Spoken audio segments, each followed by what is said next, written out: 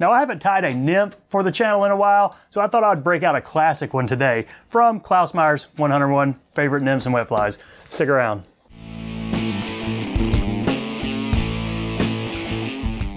Hello everybody, welcome to Savage Flies. I'm Matt, thanks for stopping by.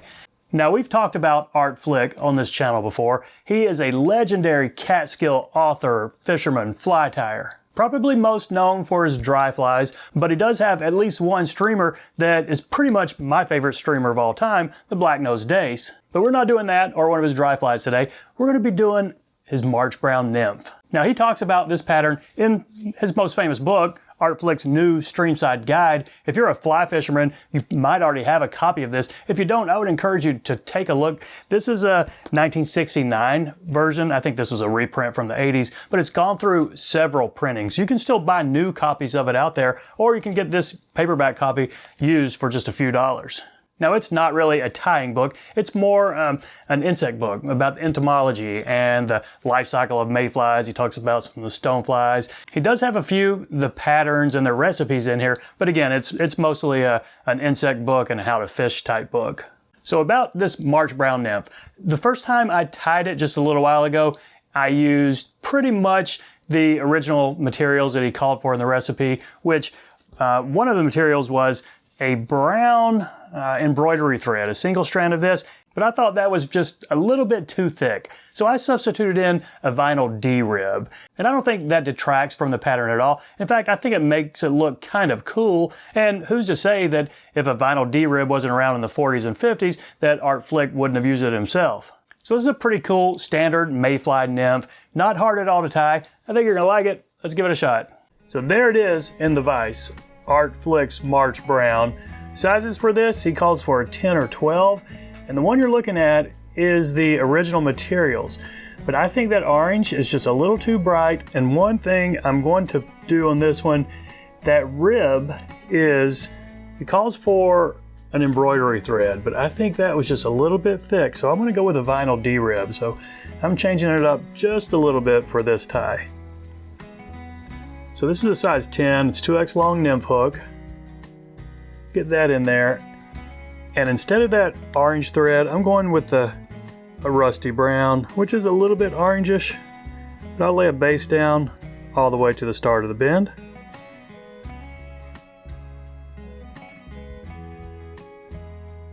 And for the tail, he calls for 3 strands, just 3 pheasant tail fibers. It's a long tail, but it's pretty sparse. So if you have them sticking together, what I'll do sometimes is just twist them in my fingers like that and try to break them up a little bit. Doesn't always work, but sometimes it does. So let's catch this in pretty long right here. Just keep it right on top. Okay, I think that is going to be fine right there. I'm going to go ahead and snip this off. And since I'm going to use a kind of thick vinyl D-rib, I'm going to catch it in up at the front. That way I can use it to kind of keep the underbody flat right here. So I'm just going to lay it on top and then try to spin it back. Well, I don't want to. Just broke my thread. So how am I going to recover from that? Easy peasy. First off, my bobbin had too much tension on it. I'm using a different bobbin because I'm using a thread I don't normally use. So I broke out this Umpqua Dreamstream bobbin and it was just too tight. I did not set the tension right, but it's set better now. So there we go. Now we can catch this in, and hopefully I won't be putting so much tension on my thread that I'll break it. Okay, so let's catch this in along the top. Just try to keep it smooth. Okay, one thing I'm going to do, I'm not wrapping that all the way back. See that? I've got room for a wrap with my dubbing on it just behind this rib. Now, let's put some wax on our thread because this dubbing we're using is a unique blend. Per the original recipe, it calls for an amber seal's fur mixed in with some belly fur from a red fox. So this yellow looking stuff right here, that's my amber seal's fur, and the white creamish kind is the belly from the fox. And I mixed it about half and half. He didn't really say what proportions to mix it, so I guess that's kind of up to us. And this stuff doesn't dub all that easily. If you've ever worked with seal, you know it's a little bit of a mess. Or a seal substitute. This is actual seal. Found it from somebody on Etsy. But if you don't have seal, and a lot of people probably won't, just use something similar. And if you don't have a similar substitute, you know, camel or something like that, I would just use rabbit. Use rabbit, but mix in some guard hairs because you kind of want this thing to be spiky. Okay, it's going to take us a couple of noodles to get all the way up, but go ahead and just repeat that step.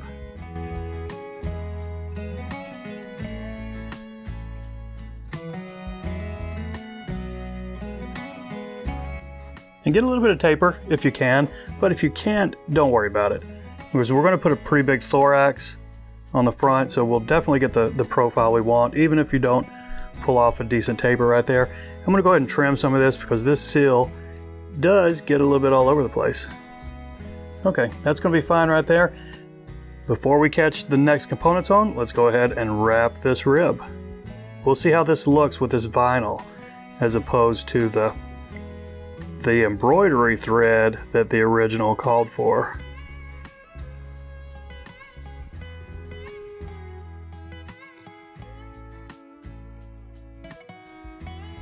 Okay, couple of wraps right there to catch that off.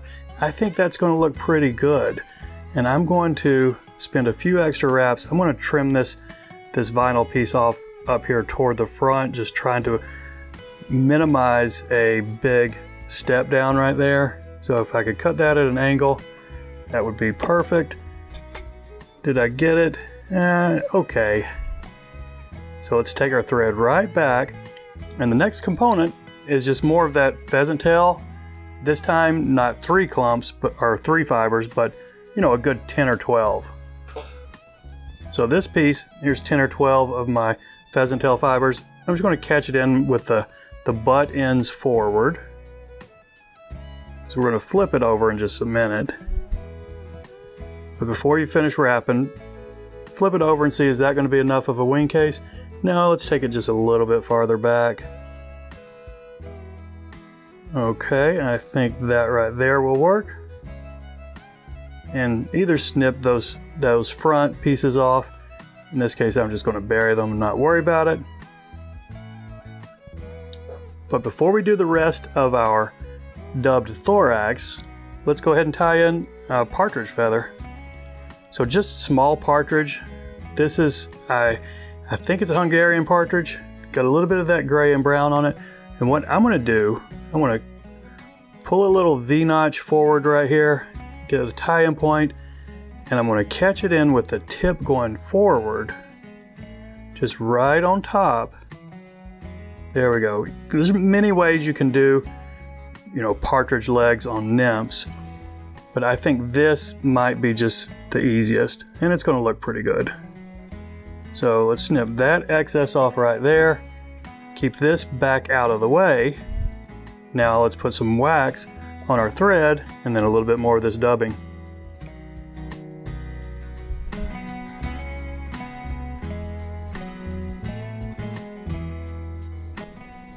Okay, this is about the same length of a noodle. It's about 3 inches, but it's a little bit thicker.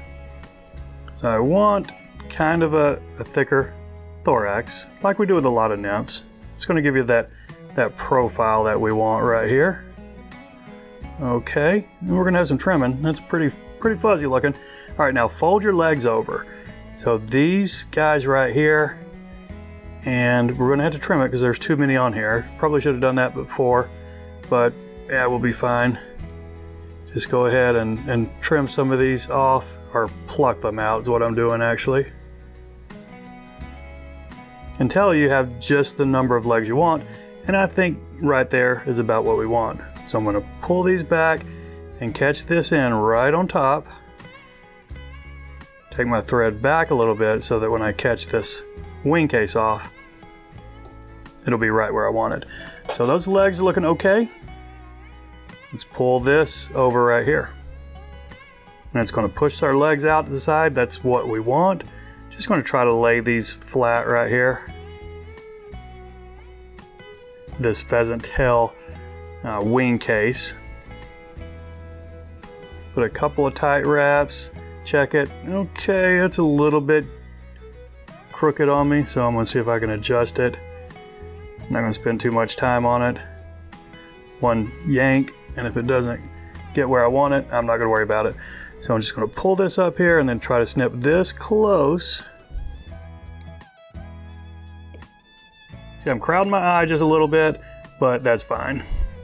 We'll just push that back up there, take our thread right back behind the eye, and then build our head. Just a big enough head where you can get a good drop of head cement on it.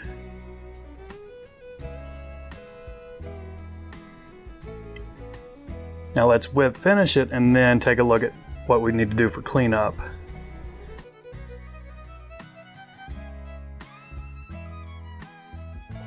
Okay, do we have any of that seal fur sticking out all over the place? Yeah, we got a little bit. I'm gonna go ahead and trim some of these. But in my legs, yeah, I like those legs fine. They're probably a little bit longer than I should have, but I'm gonna leave it. I think this is a fishable fly, and I kind of like that brownish amber D-rib. I think it sets off the fly pretty well. So there you go, my friends. I appreciate you watching. Y'all take care. We'll see you next time.